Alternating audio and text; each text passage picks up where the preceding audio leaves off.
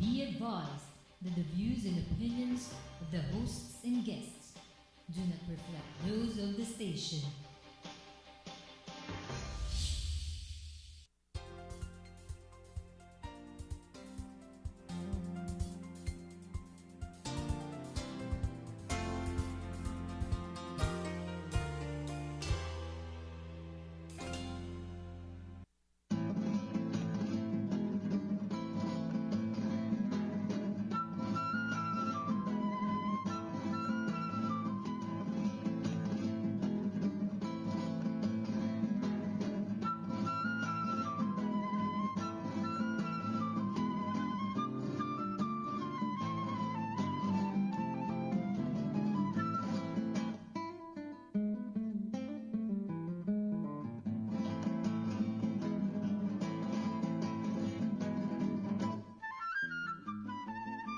Good evening. Welcome once again to another episode of Illuminati with Tricks. And Crip, thank you for joining us on this wonderful Tuesday night. We have a different painting behind us, not sure whom it's by. Yes. I just noticed that on the monitor. There's a butt right behind me. I also noticed that my co-host Crip looks exceptionally dashing this evening. There is a reason for that, and she just entered And the he studio. shall explain. Wait. Come on. Okay, we have a special evening because of such a special guest that Yes, we have, that we are whom very we will excited not for. have for much longer. She's flying off back to New York in Very 12 fortunate hours to have her or with us something. tonight. Yeah. And okay, I'll give you a little teaser. That is the topic for the evening. Manila Noir. That's why I wore a light-colored shirt. Yeah. Edited by, guess who? The Jessica Hagedorn, The whom one we and have only with us tonight. Miss Jessica Whom Hagedorn. we have with us tonight. Hello, Welcome, Jessica. Well, I'm wearing black, so So is she. And Perfect I'm wearing noir. something in between. Yeah. Okay, Yes. yeah, white and black hello. How are and you? gray. Hi. How has it been, your 2 or 3 weeks in Manila? 2 weeks, It's been 2 weeks. 2 It's weeks. been wonderful. It's really been great. Every day's been packed, with lots of events and family, friends, and I've done it all. So I feel like I'm leaving on a high note, and I managed Wonderful. to make all my obligations, and I think people are very happy with the way the book has been received. Yes, it's been it has been lovely. very yeah. well received. Yeah. So it's a good way to leave town, Crip, to be on your show. Yeah. And this was the specific you. purpose for your Manila visit, right? Yes, To launch Manila Noir. Yeah. Yes. Other than this, when was the last time you came over? 2007, when we did Dog Eaters, and you came to that press conference. Atlantis Productions. Yes, and they That's brought right. me here to work That's right. with the actors until it opened. So I managed to see you, which Yeah, was yeah, great yeah, at that yeah, right. time, and that was the last time. Yeah, 6 years ago. Yeah. Yeah. As you very well know, the audience should well know that Jessica is not only notable for having edited the Manila Noir book, part of a series of the Akashic Press, but of course her reputation precedes her well before the book. Yes, it does. Dog Eaters. When you say Dog Eaters, that's Hagedorn. You get hungry. She's the idol of the Ilocanos. you know. Exactly. Right. I do want to say that we're celebrating. One reason I did come was to celebrate the Philippine edition because Akashic and Anvil work together. One of Akashic's mandates as an independent press in the U.S. is whenever they do a noir in a different country and that country wants to do their own edition to make it more affordable, this is highly unusual. You know, Akashic's like, go for it, because their whole thing is to get the book out to as many people as possible. And if you do the U.S. edition in certain countries, you know, maybe not everyone, students will not be able to afford the export price, you know, the import price. Excuse me. Can you tell us a little bit more about this book? It's part of a series. It's part of a series that's been going on since 2004. It is a collection of crime stories. It always has to be crime stories, usually 14 to 15 max, the collection. They give you this sort of limited, you know, you can only pick this many writers. If it does well, Yes. maybe you do another edition if Yes. you're still alive, because it's a lot of work. Yeah. And it's set in a city, and the city becomes sort of the important character as well. So each story has to be original, never before published. The turnaround time is pretty fast because they Yes, work yeah, fast. yeah. And then each story has to be set in a particular neighborhood of that city. So, for example, if see. Crip chose Quiapo, I can't choose Quiapo. Yeah. I would have to think of something else. That's what Oh, makes it very wow. interesting. It's It's very not just fun. Manila Noir. Like a brief listing, no, of the contributors to the Manila Noir series. The big names, of course, Butch Dalisay, R. Zamora Lindmark, who's flying back to the States soon, Gina Apostol, and other. And look Phil at the Am writing. neighborhoods, no? Look, like Leslie Tenorio is writing with the setting as Greenbelt Mall, Makati. Right. Rosario Cruz Lucero has Intramuros. Lourdes Vera has Project 2, Quezon City. Very Yeah, interesting. it's always been a kid from the projects, Lourdes. And Sabina Murray, surprisingly, chose New Manila. Where I grew up. Yeah, Angela She did Locuesta. Yeah, and J.P. Rizal in Makati. And then someone else chose Edsa, Lagro, Diliman, Tondo. Zach And we have Places. Ali Mall there. Ali Mall, And Wow. Budget 10 and Cayo Forbes Baldissimo did the great, MRT. We see Jessica Hagedorn, Forbes Park. Yes. Why Forbes Park? because I was determined to write about a neighborhood that I was like not going to be a newbie about. Remember, I don't live here anymore, and Forbes Park has been around since I was a kid. And although Crip thinks I grew up there, I did not. I grew up in She old. keeps denying it.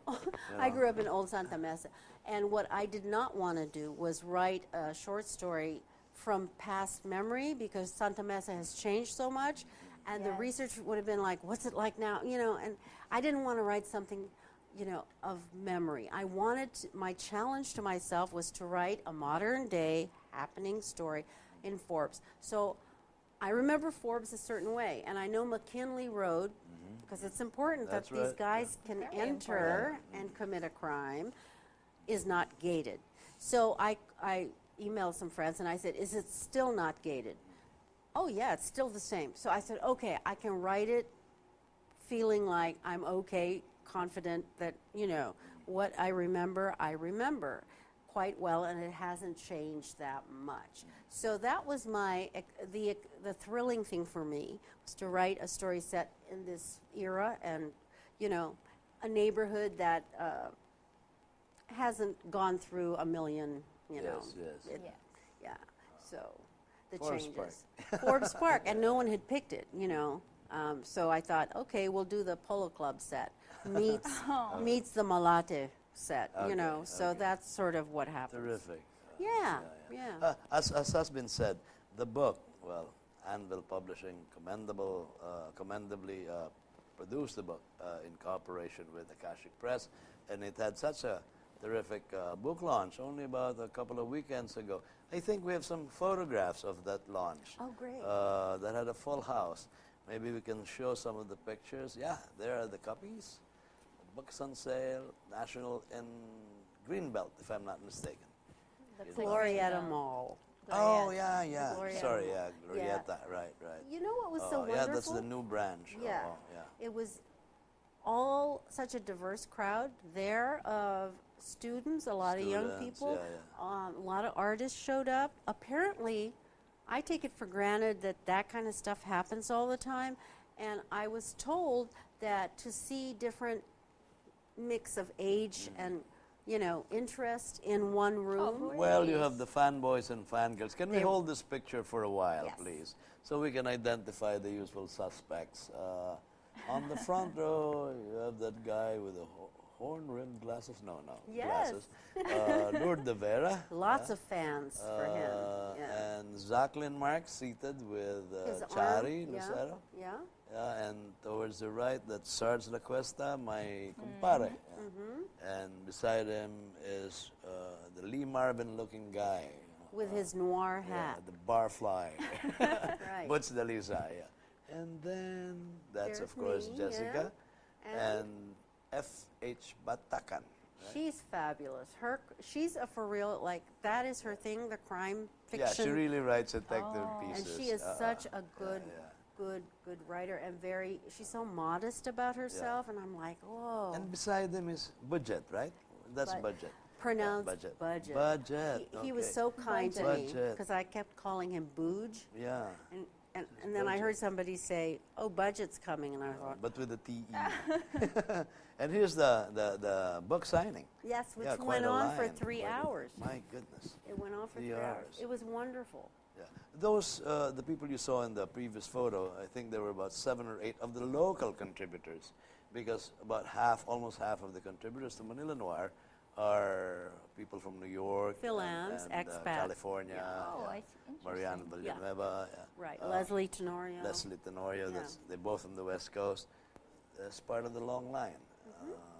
It was That's wonderful. Tim Tomlinson, Yes. right? On the left, yeah, who Yes. runs a workshop.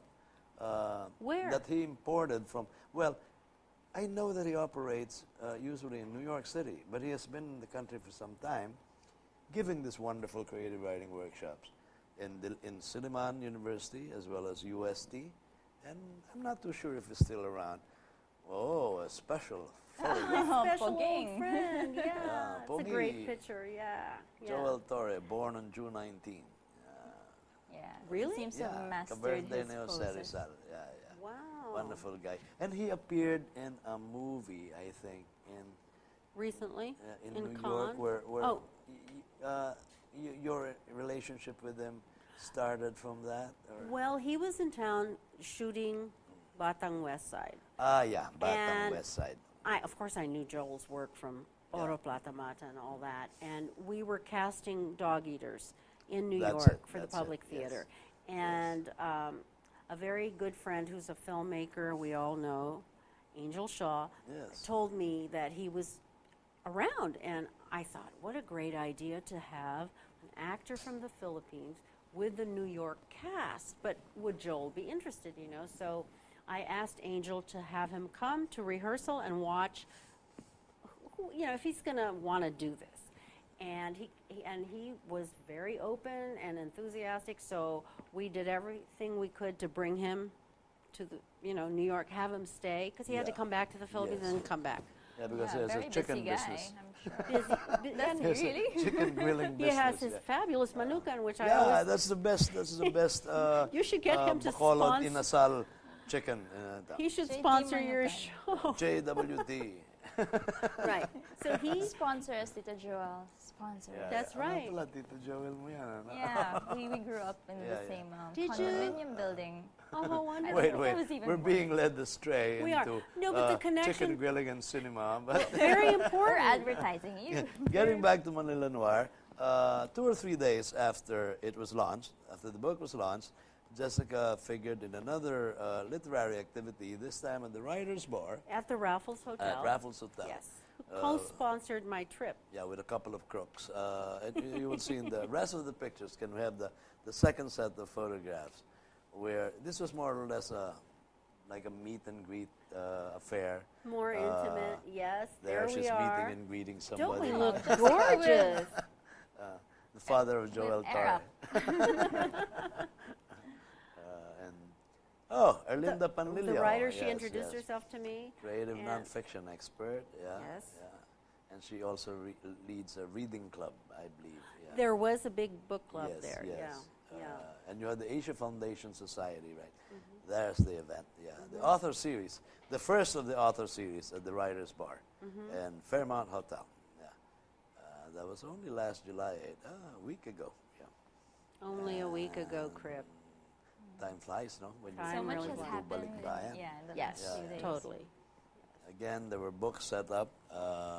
Lots of copies of Manila Noir were sold, as well as other titles from Anvil.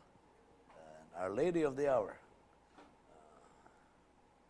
What we don't have are pictures of the Despedida, but I never mind. wish. Yes. The wonderful Despedida, yes. So, yes, this was much more intimate. It was really me. It was about me answering Yeah, questions yeah. and talking to you, having a conversation. Then Zach Lindmark, Zach, was there, so I called him up so he could talk about his story. Yeah, that was the Not crowd, always part of the about- crowd Yeah. of the Asia Foundation Society and a particular book club. Yeah, very convivial evening. Right. Yeah, So Zach cute. is almost in tears. Then Then again, we did the signing, signing, the yeah. signing. And then Sarge LaQuesta showed up. Ah, yes, So yeah, I he made managed him to sit join. down and sign the book. There he is. Yeah, That's that's right. right. Oh, old friends. Old friends, you want to Butch identify them? Perez on the left, Angel distinguished Shaw. looking gentleman. Angel Velasco Shaw, who was mentioned earlier by Jessica. She's a filmmaker. She's in town now, and she's decided to, I think, stay in the Philippines for some time. Yeah. Probably in Dumaguete. Oh, she said. terrific. And there's somebody who's trying to hit on It's like a Jessica. kiss. Yeah. Yeah. Zach. Zach Lindmark. Yeah. Zach Lindmark. And Luis Francia was there as Yes, well. he was So there. there, Yeah, there was yeah, yeah. also a That's nice right, group that's of right. writers there, and Neil Oshima, Yes. photographer, and yeah, Marta Lavina. Marta was Teddy there. Boy Looks In was there. Yes, I don't know what he looks like. Could somebody show me? He was seated in the middle. I'm afraid he doesn't appear in He this might set appear of in one of the photographs. No, he doesn't. He doesn't. Yeah. I'm part of the crowd. Part of Right. the crowd. So Manila Noir has gotten quite a lot of interest. You know. I spoke at Ateneo as well, Nga pala, which was yeah. great fun. That's right. Unfortunately, we have no visuals. You know, would be, well, I think this is the last photo in the series. There she is. Okay. We were part of the conversation we had at Writers Bar. I was asking Jessica if eventually, since this seems to be headed to as a bestseller status in Manila, maybe, you know, so they won't complain again about it being Manila-centric and all, Imperial Manila. There should be a Cebu Noir. Yeah. Oh my God! Or And Davao Bacolod Noir. Noir, Davao Noir. Davao And Noir would I be. said somebody should pitch it to a casting. Pitch it. Why should there be somebody else? Why can't it be you? You know, Because the I same- think it's, well, I'm not familiar enough with, for me this was personal too, that I was born here, and so I had a real deep connection and a passion for doing this, you know, because I'm a fan of the series. I've been okay. reading all the noir books that are coming out of the series, and I thought, How many have there been, Jessica? Around 20, 24? at More than least, that, I yeah, think that. 40 Yeah, actually. almost 40, 40. wow. If I look at the updated list, it's now as far as they're planning, well, they already have Copenhagen Noir, but they have Istanbul Noir. I mean, it's gone to like, I can't even And think certain of the cities love have it. had a second or a Yes. third series. Yes. Like Brooklyn, I think, has had 2 or 3 Well, already. that's, would you believe Brooklyn's the bestseller? It started with that book, okay. and it got such a great response that, and San Francisco Noir, because that's where Dashiell Hammett lived and stuff like. yes, yes. So they've had 2 editions. Yeah. Okay. So there could actually be a second edition for Of Manila, Noir. yes. Why not? Well, it Yeah. could be of Manila, but I do think it's a great, but it should be an editor who knows the terrain. And I don't. I mean, I've been to Cebu, but what do I know about? So I wouldn't know if the story was hitting the right note or not. But I think that, hey, Let's ask Peke Gilaga to pitch Bacolod Noir. Yeah. He would know Yeah, it. we should. We it should. would be so And it would be perfect. such Almost his cinematic birthday. stories. Happy you know. birthday, Ninong. Ah, really? Almost. Ah, oh, almost. Okay, this is July then. Happy birthday, Happy Becca. birthday, Peke. Yeah. JWT. There we go. JT Manukan. Anyway, so besides your engagement for almost a year in Manila Noir, Yes. Yes. what else are you doing? Well, Other I literary teach. projects. Oh, my other, I'm brewing, thinking about my next novel.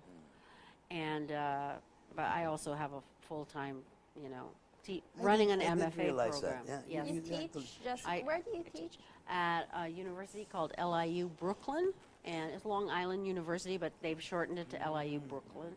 And we have a new MFA creative writing program that I'm running starting in the fall. So it's a big role, and I think for a while it's going to take me, it's going to take my focus because Keeps you pretty busy. yes. You know, because it's one thing to teach, which I've been doing there in the last 5 years. But it's another thing to also oversee the program, as you know. And I feel that I have to really channel my energies there because it'll be new for me, Yeah. that position. But I have a novel in my head. It's in the head gestation time, and so I don't. Percolating. Yeah, just very early percolating. And certainly being here is always, you know, you just walk out the door, it's a story. Yeah, Yeah. I No suppose every place like time you ride Manila. the subway, No it place percolates, like it Manila. percolates. Yeah. And people have been asking me, so what is it about? I don't talk about stuff when it's that early. It's so, I don't know what's going to come out of me, but, I'm you sure know. it will be brilliant. Did you initiate the creative writing program in that LI something? No, it was initiated by the poet Louis Warsh, who always has been teaching there forever, and he wanted to have this great creative writing program for graduate students, and they brought me in as the university professor, you know, sort of the writer in residence. Okay. And Very so, and I only had to teach one class. And then Louis has stepped down because he's going on sabbatical. He's working, he's also a novelist, and he wants to work on his new book, and he's been teaching for half his life, you know. And he said, when I come back, I just want to teach. I don't want to run the program. So he said, you know, you should try it, and you have a vision and all that. So it's been there for 5 years, which is young. okay. It's a very young Yeah. program. How many days does it take you in a week? You have to go to class Well, daily? I always teach on Wednesdays. Ah, You know okay, why? Once a week. It's Wednesday, and I never have to forget when am I teaching. Wednesday. So but I meet with students on other days because I oversee their thesis. Okay. I actually think, Jessica, my first cousin, Miguel Sihuko, he mentioned, I think. I used to having teach been at Columbia. yeah. He was my student. Right. You There were you teaching go, in Columbia small then? world. Yes, I taught there for okay. 5 years Okay. in the MFA there. And Miguel, it was really fun because, of course, you know, so I'd heard of him already. I knew he was a writer. So when, you know, he enrolled in my class, you know, it wasn't like, oh, are you from the Philippines? Of course I knew he was. You know, I stay in touch. It's not like I'm out of it or something. yeah, So I was wondering why he wanted to have an MFA. So, you know, because he's sort of a known writer already. Why do you feel you need this? You know, I don't think you're going to be a professor or, you know what I mean? Why do you feel you need a degree? a degree. And I always ask that of all the students. Why do you think you need a degree? Because I didn't come out of that tradition. Yeah, yeah. We No, all we didn't. started as poets, and we didn't feel we needed a university degree to be writers. Are you kidding me? Yeah. But now it's completely, young writers feel they have That's to right, have this, that's I don't right. know what. So I said, so why are you here? And he was like, I have this novel in my head, and I guess it gives you it forces you to finish I something. see. It gives you the time, you're under pressure to finish and to really take suppose, yourself yeah. seriously. And this was Illustrado, I suppose. Was Yes, it but the early draft? I think he was just stating, you know what I mean? Because I recognized some things he had developed. I don't think he knew what that novel was going to be yet, but he had I'm sure these he had ideas. Okay, the basis for it. knowing He him. did. Yeah. And I said, great, you know, because that's what I want to hear, that you're kind of clear about why you're here for 2 years. Because if you're already known in wherever you come from. Yeah, that's right. Well, I'm afraid we've run out of time for the first segment, but please do join us in a minute because we'll have a Part two, special part two. portion where we will have our guest doing a reading. Get her from eyeglasses Manila to Noir. read. Yes, yeah. We'll see you in a minute.